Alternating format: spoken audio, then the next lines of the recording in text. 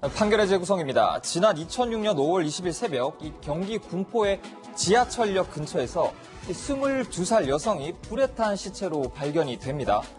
경찰 내부에선 설마 또 제발 연쇄살인마는 이런 반응이 즉각적으로 터져나왔는데요. 유영철의 충격이 채 가시기도 전에 이 13명의 여성을 잇따라 죽인 정남규가 검거된 것이 불과 한 달 전이었기 때문입니다. 인근에는 제대로 된 CCTV 등이 없어서 이 수사에 어려움을 겪었습니다. 3주 뒤 이 지역에서 20대 여성이 실종됐다는 신고가 또 한 번 접수가 됩니다. 또 3주가 흘렀는데요. 이 두 번째 실종 여성을 찾기도 전에 이 비슷한 내용의 이 세 번째 실종 신고가 다시 한 번 접수가 됩니다. 이 전국을 다시 연쇄살인의 공포에 떨게 만든 이 범인은 도대체 누구일까요? 판결의 재구성에서 알아보시죠. 네, 연쇄살인범입니다. 지난 2006년 5월 첫 번째 살인 사건이 발생을 하는데 용의자의 단서가 남아있는 게 좀 있습니까, 위원님? 일단은 첫 번째 피해자가 실종되고 나서 한 이틀 정도 지났는데 네. 경찰이 그 피해자의 신용카드 8장이 그 지하철 내에 있는 현금 인출기에서 13차례에 걸쳐서 280만 원 정도예요. 인출해 나간 게 그 밝혀졌어요. 네. 그렇다면 뭐 경찰에서는 이건 CCTV, ATM기라든지 이런 데는 뭐 네. CCTV 있으니까 이건 CCTV에 얼굴 나오겠구나 하고 딱 갔는데 네. 이른바 얘기하는 깡통 기계입니다. 그러니까 그렇군요. 렌즈만 이렇게 비춰져 네. 있고요. 실제로는 CCTV 기능이 없었던 네. 이제 그런 그 기기였던 겁니다. 그래서 이제 경찰 수사는 상당히 난관에 부딪혔고요. 그러다 보니까 이제 경찰은 피해자 주변 사람들에 대한 탐문, 뭐 이제 피해자하고 연관된 사람들을 통해서 이제 사건을 해결하려고 애를 쓰겠죠. 네. 그런데 또 하나 주목해 볼 만한 게 첫 번째 피해자였던 A씨가 범행 당시에 아무래도 추정키로는 구조 요청을 한 정황이 있었다고요. 구조 요청을 하긴 했는데요. 11시경에 납치가 됐는데 11시 58분경에 남자친구한테 휴대폰을 눌렀는데 통화는 못했습니다. 또 11시 59분경에 112를 눌렀는데 아무 소리 안 했기 때문에 신고를 못했어요. 네. 그리고 이제 다음 날 새벽 넘어갔죠. 12시 01분 새벽 그때도 남자친구한테 전화를 했었는데 실제적으로 서로 대화를 못하고 끊어졌기 때문에 남자친구가 실종이 된지를 몰랐던 거죠. 네. 지금 보시면 그래픽 보시죠. 11시 58분, 11시 59분, 그리고 11시 58분이 아니라 12시 1분입니다. 그리고 새벽 1시에 이제 그러한 구조 요청을 했지만 그럼에도 불구하고 살해가 된 거죠. 당한 건데 사실 경찰이 좀 더 재빠르게 대응을 했다면 조금 아쉬움이 드는 대목입니다. 이게 2006년도 사건이라서 그런데요. 네. 지금은 공중전화가 112에 걸려왔다가 끊어지면 바로 경찰이 이거 위치를 파악해갖고 출동합니다. 아, 그렇군요. 그 시스템이 바뀌었는데 네. 이때만 해도 2006년도 제가 현직에 있을 때인데요. 네. 2006년도에는 112하고 이거 그런 게 제대로 구축이 안 됐었어요. 아, 시스템이 구축이 네. 안 돼서 약간의 미흡한 네. 점이 있었다 이렇게 말씀을 해주셨는데 문제는 얼마 지나지 않아서 비슷한 사고가 또 발생한다면서요. 네, 그렇습니다. 이 첫 번째 피해자의 시체 발견이 된 지 3주 후에 20대 여대생 B씨가 사라졌다는 신고가 또 접수가 됩니다. 결국 이 학생은 이 3주가 흐른 뒤에 이 경기 의왕의 한 도로 옆에 있는 풀밭에서 네. 이 옷이 벗겨진 상태로 발견이 되는데요. 이 발견 당시 부패가 무척 심해서 냄새가 고약했다는 이 경찰의 증언이 있었고요. 그리고 아주 처참하게 시체가 훼손이 된 상태였습니다. 국가수에서는 이 누군가가 의도적으로 이 상처를 냈다는 그런 부검 의견을 냈습니다. 네. 두 명의 여성이 연달아 살해된 채 발견이 되자 그야말로 경찰이 비상이었겠어요, 위원님 당시에요. 맞습니다. 두 명이 뭐 연이어서 이렇게 네. 살해되면 뭐 경찰은 초비상이죠. 그러니까 막 경찰서에 있는 모든 인력이 전부 다 동원돼 가지고 이제 네. 두 사건의 어떤 연계성, 공통점 같은 거를 찾기 시작을 하는 거죠. 네. 그러면서 이제 제일 먼저 경찰이 하는 거는요. 뭐 이거 공식입니다. 그 지역 인근에 있는 동일수법 전과자는 전부 다 출연해가지고 다 그 사람들의 알리바이를 확인을 하고요.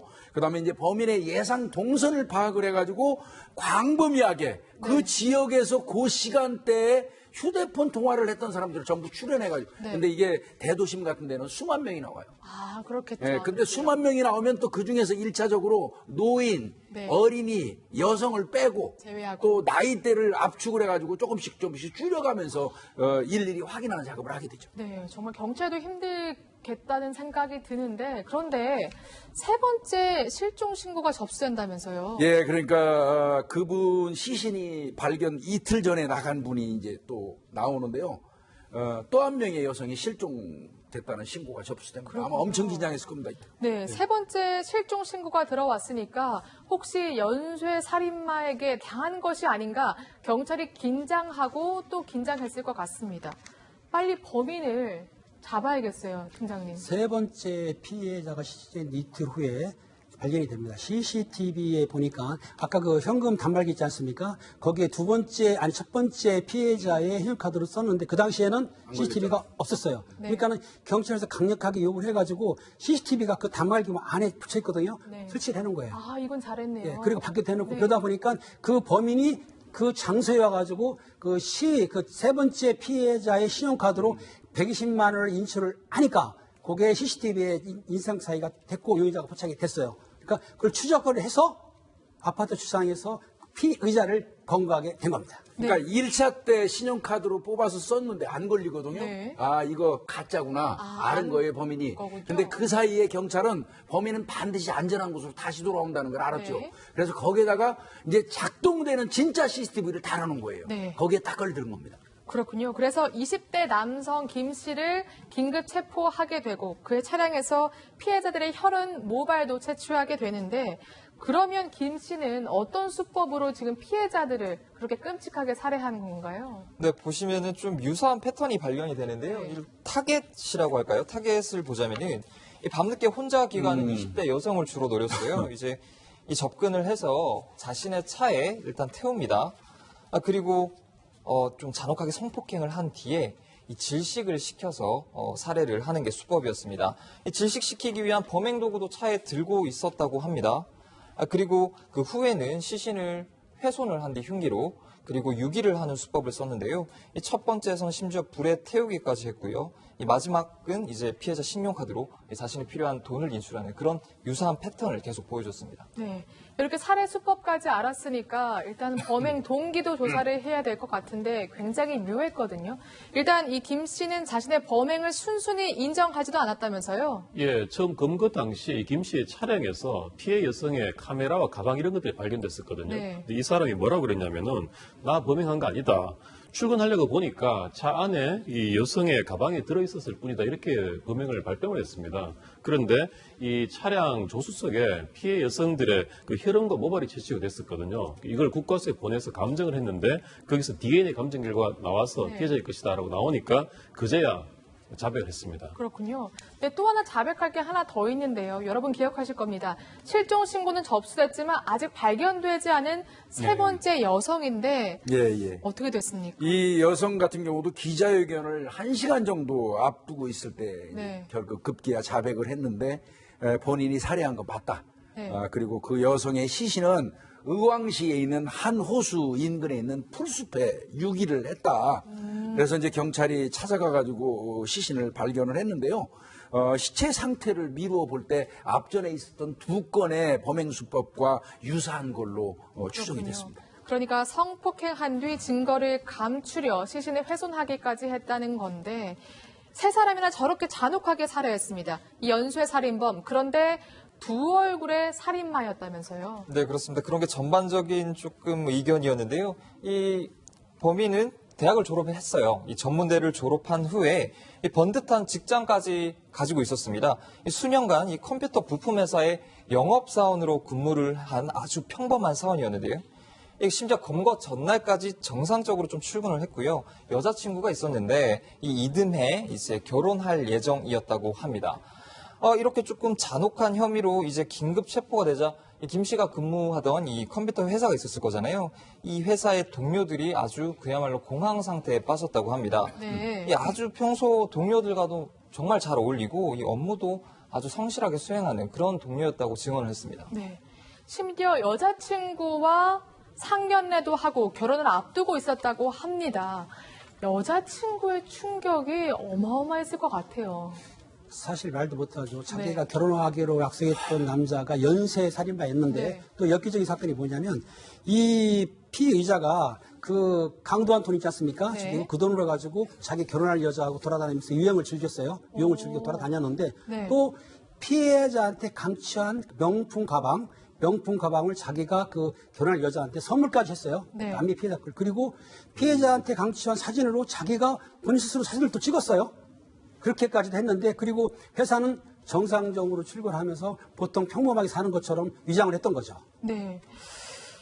이해할 수 없습니다. 이 연쇄살인마 김 씨의 지금 심리를 분석해봐야 될 것 같은데 일단 그야말로 두 얼굴이 맞았던 것 같아요. 뭔가 예, 예. 이렇게 야한 동영상이 많이 네네. 발견이 됐다면서요. 이런 사람이 검거가 되면 그 사람이 기거하는 주거지에 반드시 가가지고 압수수색을 합니다. 네. 압수수색을 하는 과정에서 경찰이 발견한 게 뭐였냐면 엄청나게 많은 그 포르노 영상이었습니다. 오. 근데 그 포르노도 어떤 영상이었냐면 네. 주로 어떤 여성을 결박, 묶는 거, 그리고 강압적으로 어떤 성관계를 하는 이런 영상이었던 거예요. 그러니까 가학적 성행위가 주를 이루는 그런 그 영상이었고요.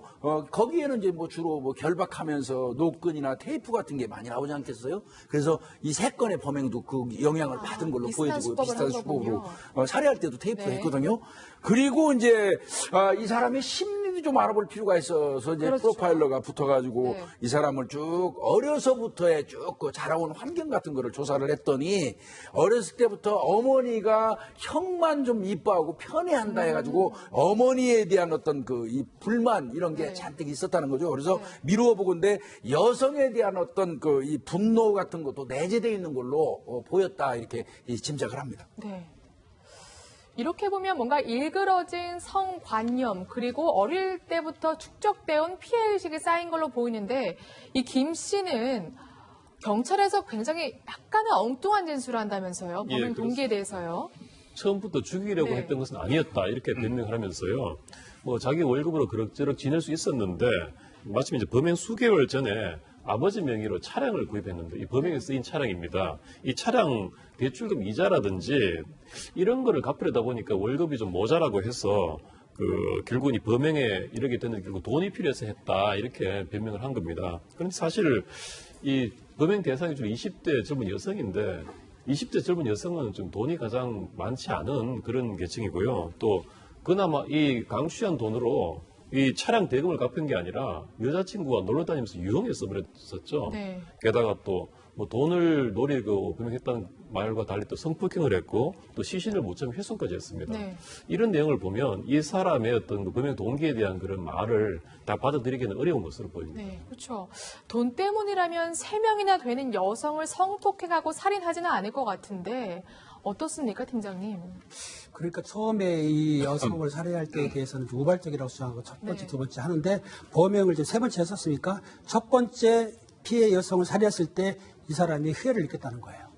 그러니까 두 번째, 세 번째 하면서 회를 느낀 건데 이럴수록 이제 범죄가 이제 완성도 높아지고 대담해지는 거죠. 네. 그러다 보니까 본인이 거기에 회를 느끼고 또 중요한 뭐 경제적 문제도 있겠지만 살해에 대해서 죄의식이 없어진 거예요. 그러니까 죄의식도 없고 범죄에 대한 회를 느꼈기 때문에 만약에 검거가 안 됐을 경우 계속해서 했을 것이다. 이 범죄 주기를 보면은 보통 한 20일 정도의 주기별로 1차, 2차, 3차 알았지 않습니까? 만약에 검거를 늦게 했을 경우에는 또 4차, 5차 피해자가 있을 건데 그나마 다행으로 그 카드 쓰는 걸로 해가지고 검거한 게 정말 다행인 거죠. 네. 첫 번째 살인할 땐 몰랐는데 두 번째, 세 번째에서는 점차 희열을 느꼈다.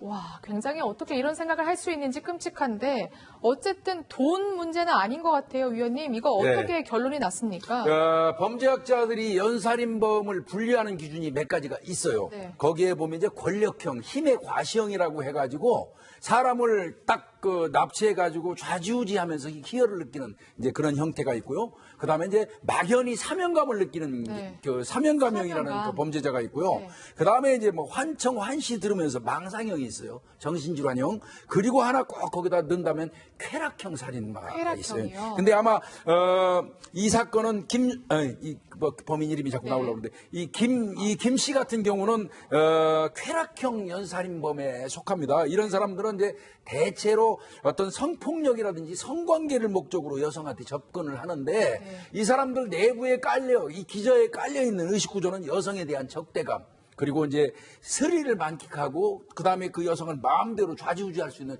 권력욕, 거기 성욕, 거기다 또 아까 얘기한 것처럼 큰아들만 편애한 어머니에 대한 어떤 보복관념, 이런 게 종합적으로 이렇게 작용하거든요. 그래서 이 김 씨 같은 경우도 그런 쾌락형 연살인마로 인식이 되고요.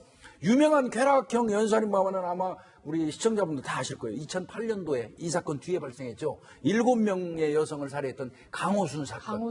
그게 이 사건하고 유사합니다. 그렇군요.